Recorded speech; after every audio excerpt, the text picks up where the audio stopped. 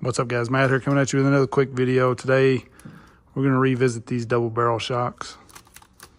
A long time ago, when there really wasn't many options for the SCX24, I got a set of these double barrels and I put them on this orange rig and they worked really well. You can see I'm still running them on here, and with the lightweight setup of this thing, it just works well. I like a lot of flex on that rig. Overall, it's just treated me well. Then you see, I put them on this thing and they were horrible. So I think a lot of people went and bought the double barrels, you know, and they're just not for every application. But Kinetic just come out with their recoil system a while back, and they sent me a set of these to try out. It's kind of like their version of a limit strap setup that we can put on here, and we'll keep this from unloading so far. So we're going to test this thing a little bit on this redneck incline ramp here, and then maybe do a little side hilling with it, see what it does now, and then we're going to put this system on and see if it works, and try to check the flex a little bit also. So I've been messing around with this a little bit, and really this is 50.6. Really 49 to 50 is about the max on this thing right now. You'll see here at 50.6, if I'm very easy on the throttle, it will start to pull it, but it won't do it. So really, let's just find out. Let's do about 49 there and see what it does.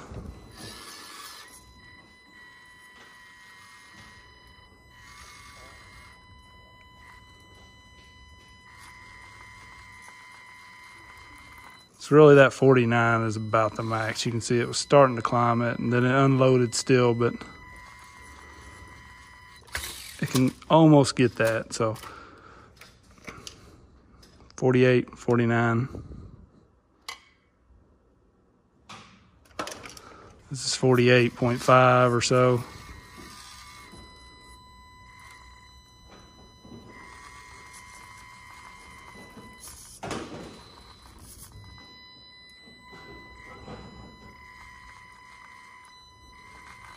I can almost get that. So you can see, though, that's all it wants. So once you get past that around 48, it's not really going to do it. So we will also check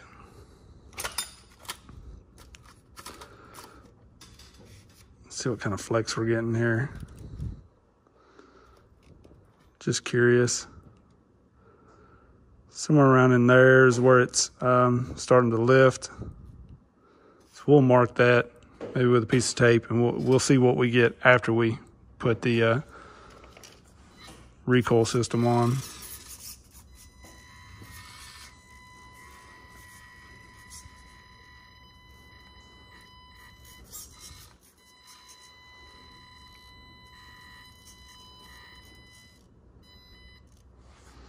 It's really up.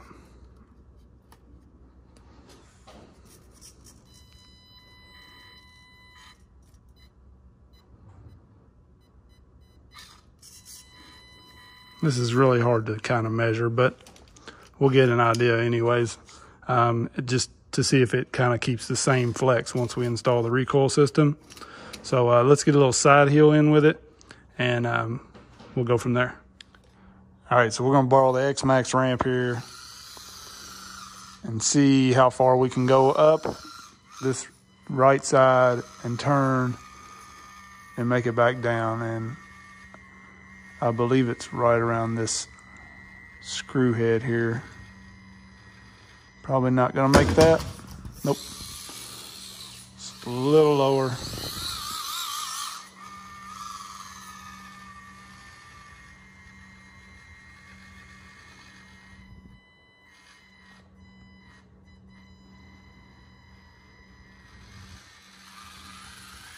So just made that. So we're going to mark this.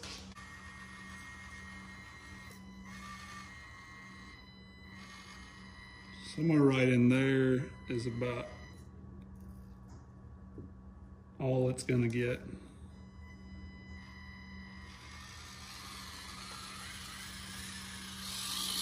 Let's see if we go up past that mark, if it survives.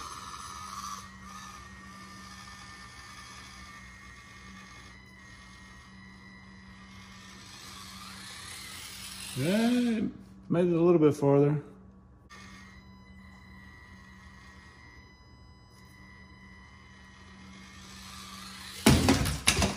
Yeah, so really this second mark here is about as far as it's going to go right now. So you can see the marks here. Really this was its very top, peaked out.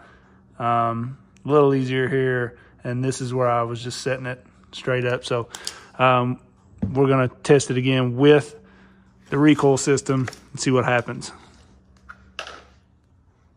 So you can kind of see the difference here. I have it installed on the front, not on the rear, and you can see how much farther that rear is dropping down.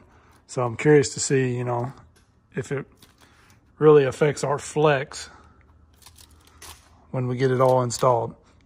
But we'll go ahead and get the rear on and see what happens. So installing these is pretty simple. It's kind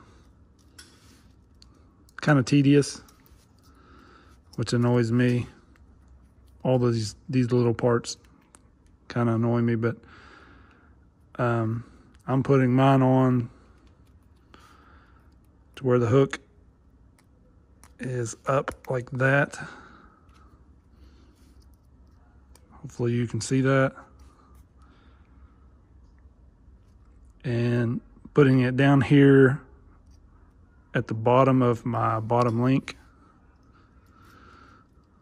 One of them. And then I'm putting the other one just up here on the rails somewhere. This truck's set up a little different.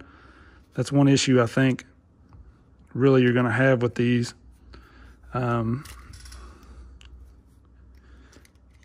Is different chassis setups.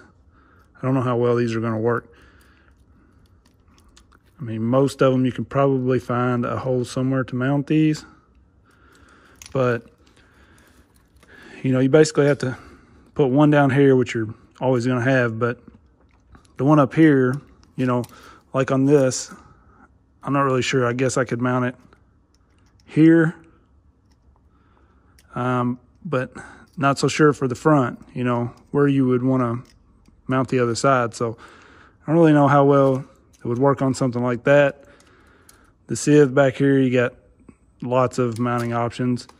So it just kind of really depends on what chassis setup you have. And then I'm just cutting like 2 to 3 links off of this, cutting it very short because I wanted very little travel there. And here's another thing. This front one looks like it's already came loose while I'm sitting here messing around. So I don't know. I don't think I'm going to be much on these, to be honest with you. Unless this makes a huge difference, I'm not going to fight these. All right, so we got these things installed. I got to say the truck sits a lot better. Doesn't look so goofy when it flexes. It will flex all the way.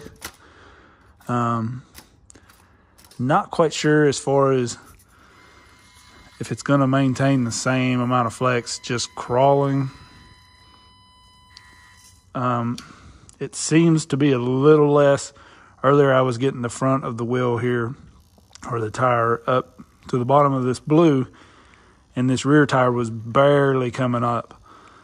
You can see now it's up quite a bit. I can get my finger under there. So I feel like we lost a little bit of travel there maybe. See right there, that's about where I was earlier, and this was just barely starting to lift really. Now I can get my finger under it. So we lost a decent amount of travel there, in my opinion.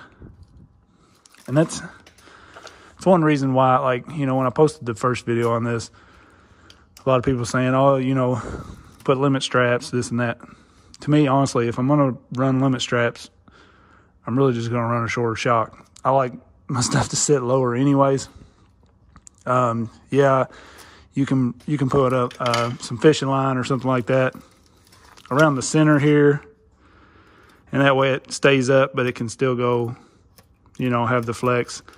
But it's not worth it. And then these fronts have already came loose on me. Honestly, if these come off one more time, we're probably not even going to get the full-blown test because I'm sick of hooking them up. But I'm going to try to get this hooked up and give it a fair run real quick because it is going to help the climbing ability. But how often, look, the two rears have already come off.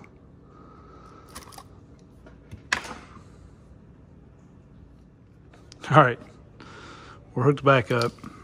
I'm gonna straight crawl this before they come off again.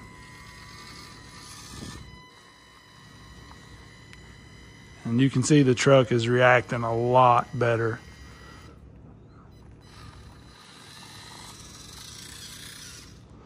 So it just knocked out the 48 or whatever it was, I believe that, yeah, that we were not able to get earlier. So let's go for about the 51.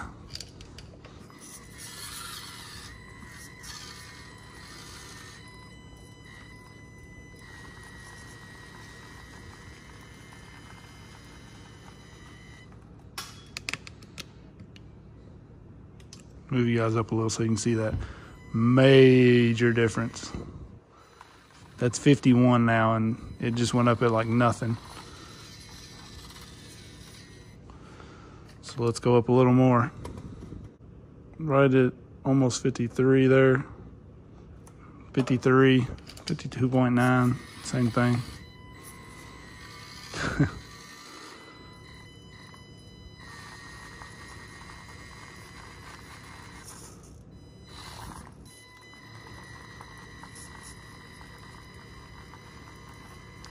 That's pretty amazing right there. I mean, you guys seen it. If I can get these things to stay on, you know, it's going to make a big difference for this truck. Which, honestly, I'm probably getting ready to annihilate this truck anyways. 57.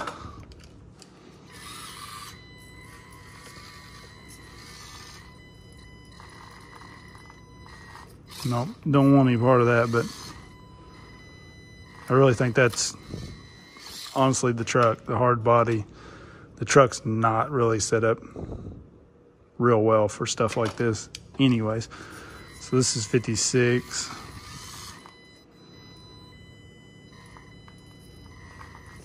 No, can't get that. So 54 and a half.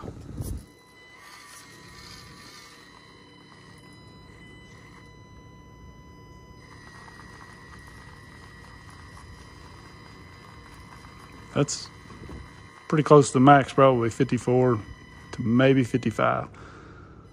That's pretty dang good though, compared to 48 that it was.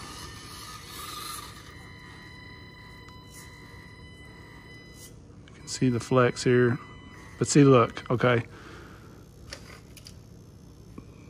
We've lost a lot of flex, and just driving, one of these have came loose again. Now, I may be able to turn these. It was the top a second ago, and I think I may have taken care of the top. Nice. There goes my hex. So, the bottom's the one that's really the pain, too. If I hook this and then tighten this down, loosen this screw and roll this thing back and tighten it down to where this can't come off as easy, that may take care of that. So we'll have to experiment with these a little. So I don't know if you can even see this.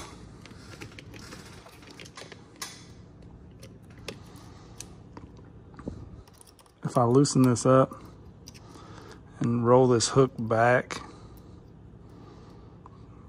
to where it's kind of against the axle, the housing here. Maybe tighten it up and leave it like that. Maybe you guys can see what I'm talking about there, hopefully. I don't know. We'll try that. All right, so we're going again here.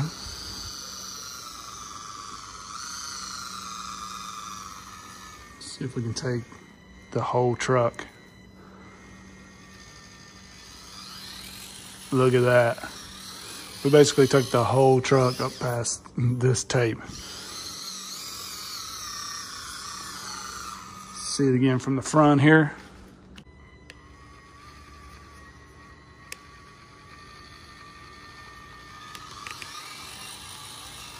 So before we were maxing out with the top wheel or tire at the top of this tape.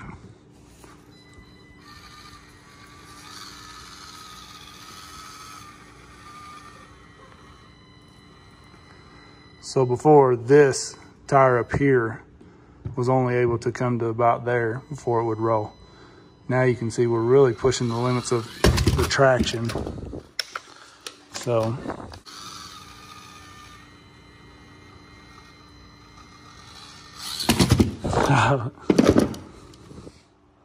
it's a good test to see if these are going to come loose again.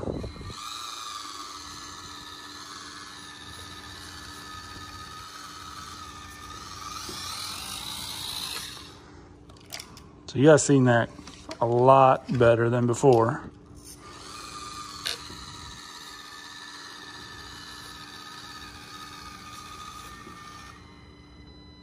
It's pretty much the max there, but we gained all of that on the side hill basically. So just to show with a rig that's set up better, lighter up top with the double barrels, just the double barrels alone, you'll see we'll get quite a bit more up the ramp there before that rear starts to rise. And this thing's setting at 56.5. So that makes a little difference too.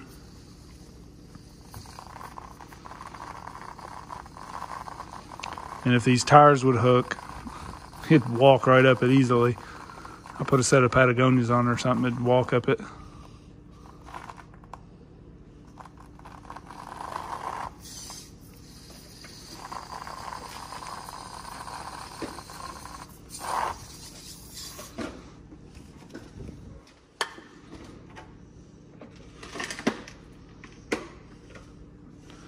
$57.5.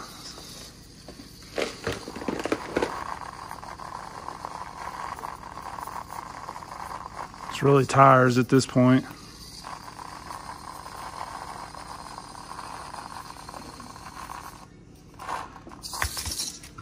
So no telling what it would climb with some tires that would grab. I just can't get these tires to hook, but anyways. All right, so you've seen them there. They do work. They help this truck a ton. I'm still kind of undecided on them. Now that I have them, I will probably run them at least on here until I change this truck up. But it's probably not one I would go buy, just being 100% honest. You know, I don't want to bash anybody or any product that works, because they obviously work for the double barrels. So anybody who has the double barrels, it's probably worth getting, if you're not super pumped about the double barrels. So let's just say that much. For this rig, I wouldn't even consider them. I like how it runs the way it is, and I love the double barrels on there. So But if I'm doing something like this, I'm gonna go with some oil filled. I just prefer the way the oil filled runs. It's so smooth, you know, and I haven't had any problem with these Treal leaking oil. Haven't noticed them leaking at all. I am running the VLP springs on here from the double barrels. You can get those on eBay as well. The springs that come with them were way too stiff, so I really like that setup for this rig. But, you know, everything's different. This one here, you can see I'm putting the body on the sieve. I'm running oil-filled Charismas. They're nice and long, lots of flex, and they work well. So it's really personal preference on your build. So me saying that I probably won't run these a lot is not really bashing them. It's just saying they're not for me. So maybe they are perfect for somebody else. So you guys let me know what you think. Very interested to see other people's thoughts on these. And that's about all I have. If you guys have any questions, definitely let me know. I'll try my best to answer anything. I'll link these in the description, as well as all my favorite SCX24 stuff. Got a lot of stuff coming still, guys, like just trying to get videos done every day and still more tons to do. Like I don't even touch on half of the stuff I do. 10th scale and all that, 8th, 5th. I don't even do much on that, and I'm constantly doing stuff with that. I just don't put it on video. So if you guys want to see more of that, let me know. Those videos just don't seem to do very well, but hopefully going to be upgrading this thing soon. Not going to touch on that too much because we're going to get into that. So we'll go there. Definitely subscribe if you haven't already. Click the bell so you get notified when we do these videos. And I appreciate everybody. Let me know if you need anything.